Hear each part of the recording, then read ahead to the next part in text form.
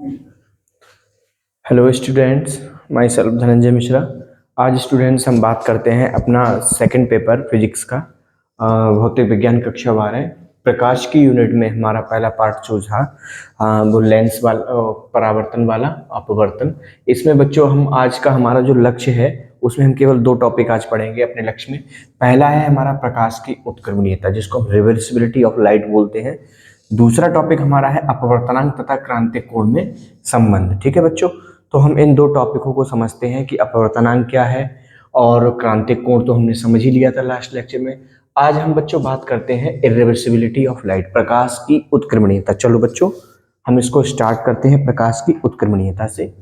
तो बच्चों हम पहला हेडिंग बनाते हैं यहाँ से। हमारा आज का पहला गोल है प्रकाश की उत्क्रमणीयता।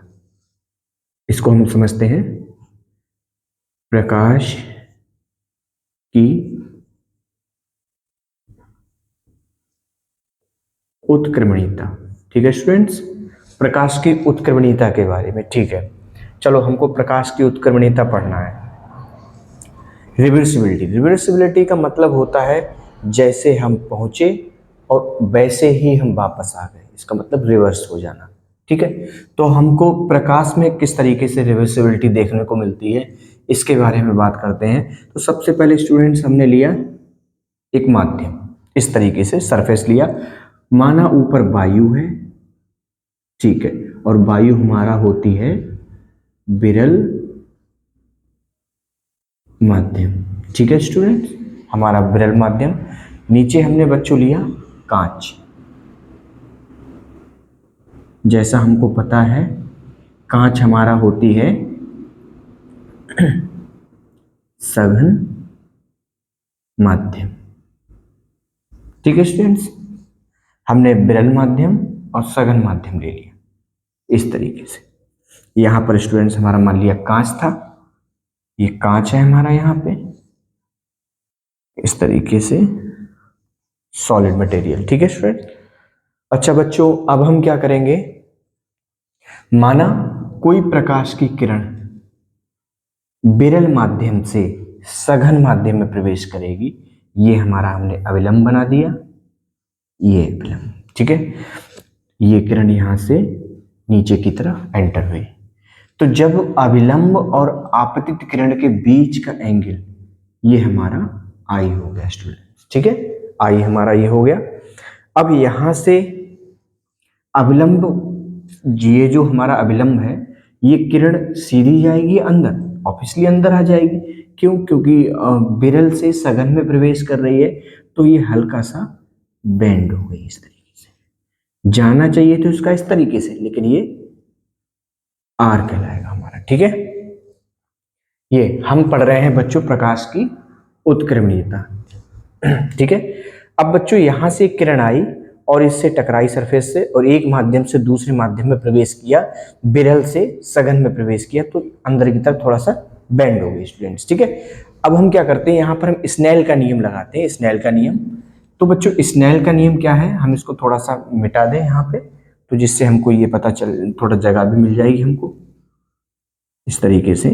ठीक है, चलो हम क्या करें बच्चों, हम इसको समझते हैं अब इसके डेरिवेशन से किस तरीके से। ये किरण यहां से इस तरीके से निकल गई। ठीक है, पहला हो गया, पहला हमारा हो गया फर्स्ट, जब किरण विरल से सघन में जाए, सघन में जाए। तो बच्चों जब किरण विरल से सघन में गई है ना, जो हमारी किरण थी मतलब विरल माध्यम से कहां गई, सघन माध्यम की तरफ गई। तो बच्चों स्नेल के नियम से, स्नेल के नियम से, बच्चों स्नेल का नियम क्या कहता है, sine I upon sine r equal to 1n2। ठीक है स्टूडेंट, यहाँ पे 1n2 हमने लिख लिया, पहले के सापेक्ष दूसरे का अपवर्तन। ठीक है, इसको बच्चों हमने समीकरण नंबर 1 दे दिया। ठीक है, अब बच्चों हम क्या करते हैं, हम पहले किरण को इस तरीके से मार रहे थे, नीचे जा रही थी। अब बच्चों हम लाइट को इस तरीके से यहाँ पे टच करके देखते हैं, मतलब किरण इस तरीके से बाहर के अंदर की ओर चलती है, और जैसे ही सघन माध्यम से विरल माध्यम में प्रवेश करती है तो अविलंब से दूर हट जाती है इस तरीके से। ठीक है, तो पहले किरण इधर से नीचे गई, फिर हमने इस तरीके से लाइट मारी तो उधर जाकर थोड़ा सा इस तरफ बेंड हो गई। अब बच्चों सेकंड केस की बात करते हैं इसमें। सेकंड, जब सॉरी सॉरी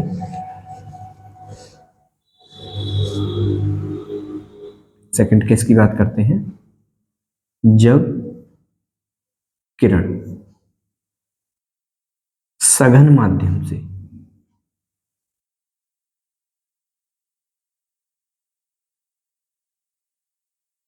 विरल माध्यम में प्रवेश करे तो स्नेल के नियम से। ठीक है बच्चों, तो कहने का मतलब यह है कि जब किरण हमारी सघन सघन से विरल में जाएगी तो बच्चों हमारा मतलब एकदम जस्ट अपोजिट वहां पे हमारा ये पहले कोण आएगा, बाद में ये वाला कोण आएगा, फिर भी अपवर्तन हो रहा है, तो बच्चों अपोजिट इसको हम करेंगे sine are upon sine i equal to 2n1। ठीक है बच्चों, समीकरण हमारी सेकंड होगी 2n1, समीकरण फर्स्ट सेकंड हुई। अब बच्चों हम क्या करेंगे, समीकरण फर्स्ट की समीकरण सेकंड से गुणा करा देंगे। समीकरण फर्स्ट मल्टीप्लाई बाई समीकरण सेकंड। ठीक है बच्चों, हुआ क्या, 1n2 into 2n1 equal to, तो 1n2 का मान कितना, sine I upon sine R into sine are upon sine I. ठीक है बच्चों, आराम से वैल्यू हमने रख ली। जो यहाँ पे कट रहा है, साइन आई से साइन आई खत्म, साइन आर से साइन आर खत्म, यहाँ पे हम खत्म कर देंगे, साइन आर खत्म, साइन आई से साइन आई खत्म, यहाँ कितना बच गया, एक। तो बच्चों हमारे लिए प्राप्त हुआ 1n2 into 2n1 equal to 1। तो यहाँ से हम क्या करेंगे, यहाँ पर हमने इस समीकरण को हम मान लें समीकरण 3। बताओ बच्चों, यहाँ तक हमें कोई दिक्कत हुई? ठीक है स्टूडेंट्स, क्लियर हुआ हमारा? ठीक है, सही। तो यहाँ पर हम क्या करते हैं, 2n1 की वैल्यू निकाल लो, 2n1 equal to 1 upon 1n2। ठीक है, इसको हम समीकरण थर्ड दे दें। बताओ बच्चों, यहां तक हमारी कोई प्रॉब्लम, किसी बच्चे को कोई प्रॉब्लम? ठीक है, ठीक है, ठीक है, कमेंट, ठीक है, सही है। ठीक है बच्चों, यहां तक का स्क्रीनशॉट ले लो, फिर इसके बाद में हम अगर इसके स्टेप्स को आगे बढ़ाते हैं। ठीक है, स्टेप शॉट ले लीजिए।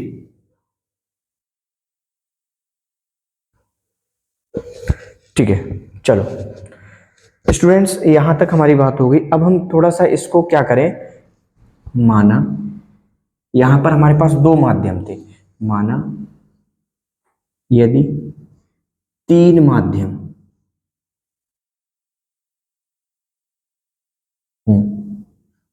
तो किस तरीके से, 1n2 into 2n1 into 1n3। या एक काम करो, उनको थोड़ा सा ऊपर लिखते हैं, इसको यहाँ पे थोड़ा सा वो रहेगा, पहले इसको हम साफ कर दें, यहाँ से इसको हम मिटा दें इस तरीके से। चलो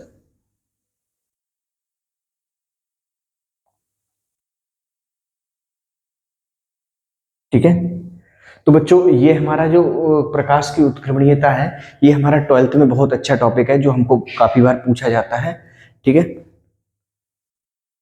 ठीक है, तो बच्चों हम इसको लिख सकते हैं 1n2 2n3 3n1।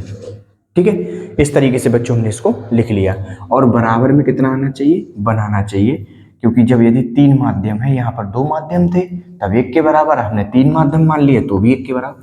तो यहाँ पर हम 2n3 का वैल्यू अगर निकालें, 2n3 बराबर 1/2 इंटू 3n1। इतनी चीज बच्चों हमारी क्लियर? ठीक है। अब एक बात बताओ मुझे, यहां पर 1/3n1 को हम लिख सकते हैं 1n3, होता है, ठीक है, क्योंकि हम पढ़ चुके हैं पीछे यहाँ पर।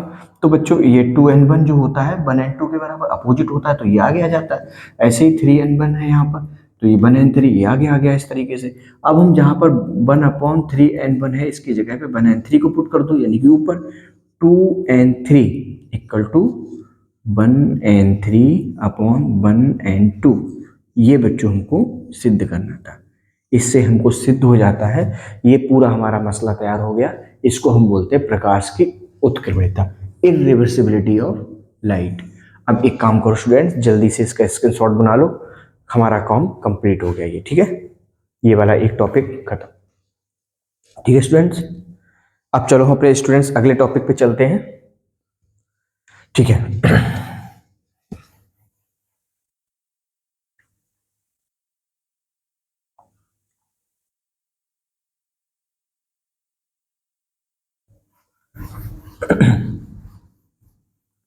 बच्चों कल का हम एक लेक्चर और लेंगे इसमें, फिर इसके बाद में इस पार्ट के जो हमारे न्यूमेरिकल्स हैं इनको खत्म करेंगे, ठीक है। 22 बच्चों अगला टॉपिक है हमारा सेकंड टॉपिक, जो सेकंड गोल था हमारा वो है अपवर्तनांक तथा क्रांतिक कोण में संबंध, ठीक है बच्चों। अपवर्तनांक तथा क्रांतिक कोण में संबंध। अच्छा, इस टॉपिक को हमको समझना है, तो हमको पता है कि जो हमारा वो था मतलब 2n1 वाला अगर अपवर्तनांक यदि 2 के सापेक्ष, इसको अगर हम करते हैं 2 के सापेक्ष फर्स्ट का अपवर्तनांक, तो बच्चों फर्स्ट का मतलब ये है माध्यम, यहाँ पर इसका मतलब माध्यम, माध्यम 2 यहाँ पर हम लिख सकते हैं माध्यम 2 के सापेक्ष माध्यम फर्स्ट का, तो मतलब 2n1 इक्वल टू हम लिख सकते हैं साइन आई अपॉन साइन आर। इसको हम लिख सकते हैं इस तरीके से, समीकरण फर्स्ट मान लिया हमने 2n1, ठीक है। क्लियर बच्चों? क्लियर, ठीक है, क्लियर। अब बच्चों हम क्या करते हैं, यदि कोण क्रांतिक हो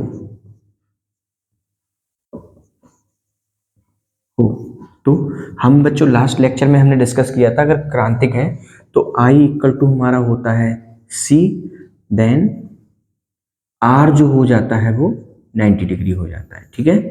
दोनों वैल्यू बच्चों हम उठाएंगे और इसमें आराम से पुट कर देंगे, तो हमारा बना 2n1 equal to sine I upon sine 90, ठीक है। इतना हो गया, साइन 90 की हम वैल्यू लगा देंगे, तो हमारा बचा साइन आई अपॉन साइन 90 का मान बच्चों कितना 1, यहाँ पे हम लिख दें साइन 90 इक्वल टू 1, ठीक है बच्चों।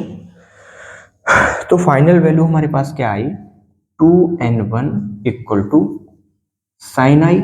इतना बच्चों के लिए। अब मुझे एक बात बताओ, ये 2n1 जो है इसको यहां पे हम लिख लें 2n1 equal to sine I.